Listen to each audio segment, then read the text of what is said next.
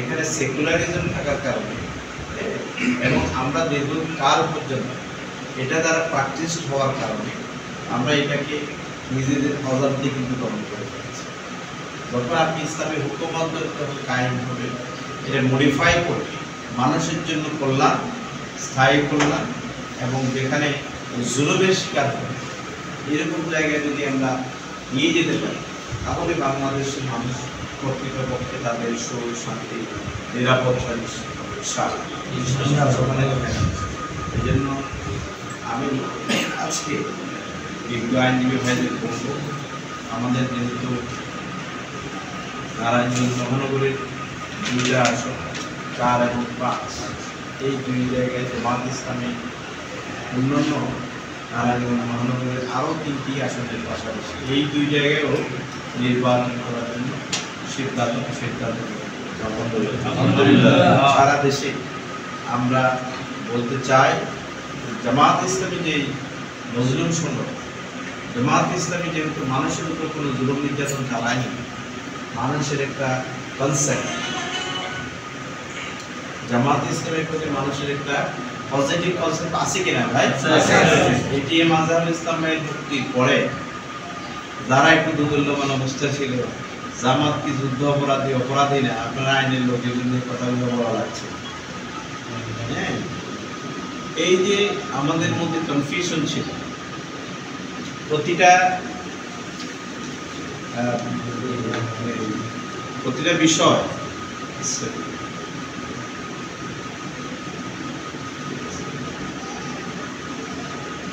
মামলার যে total ইস্যুটার A to Z পর্যন্ত যদি আপনি স্টাডি করেন, তার পাশাপাশি অন্য আমাদের নেতৃবৃন্দ যাদেরকে ফাঁসির কাছে ঝুলানো হয়েছে, যাদেরকে অন্যায়ভাবে কারাগারে রেখে মৃত্যুর পথে ঠেলে দিয়েছে, প্রতিটা আইন করলে আপনি দেখবেন এত বেশি অমানবিক আচরণ করা হয়েছে এবং এত মিথ্যা সাক্ষী সবুজ তারা হাজির করেছে, যেটার সাথে বাস্তবতার কোনো সম্পর্ক নাই। এটা আমরা বিশ্বাস করেন কিনা ভাই? সুতরাং এই জন্য আল্লাহ সাল্লাল্লাহু আলাইহি ওয়াসাল্লাম ব্যক্তি নৈতিক চরিত্র গঠনের জন্য অনেকগুলো নসিহতের মধ্যে একটা নসিহত হচ্ছে কুলিল হক ওয়া ইন কানা মুররা। হক কথা বলো, এটা তিক্ত হলো, হক কথা বলো, এটা কি তিক্ত হলো। ভাইরা, এই হক কথা বলার লোক হচ্ছে না। আপনারা যদি সত্য কথা বলতে না পারেন, আপনারা যদি যুক্তি তথ্য দিয়ে যদি আসল কথা মানুষকে বোঝাতে না পারেন, আর কেউ এই সত্য কথা বলতে পারবে না, আর কেউ এটা বোঝাতে পারবে না। আমার মনে হয় আগে ভয় ভীতি আশঙ্কা থাকলেও দেশের এই পজিটিভ বিরাজমান পরিস্থিতিতে আমাদের মনে হয় আর আল্লাহ ছাড়া কাউকে কি ভয় পাওয়ার দরকার আছে? আমরাও তো হাসিনারে কি একটু ভয় পেয়ে গেছিলাম যে এই মহিলা জীবনে দেশ ছাড়া কোনো সুযোগ কোনো পরিস্থিতি দেখা যাচ্ছে। কিন্তু আল্লাহ তাআলা সিদ্ধান্ত হচ্ছে যে তোমরা যা চাও তা হবে না, আল্লাহ তাআলা যা চান তাই হবে। বলে না,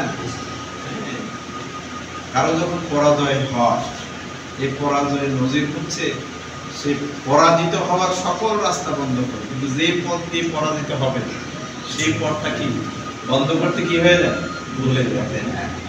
হাসিনার অবস্থা হয়ে গেছে। এটা আমাদের কোনো কৃতিত্ব না, এটা কার কৃতিত্ব?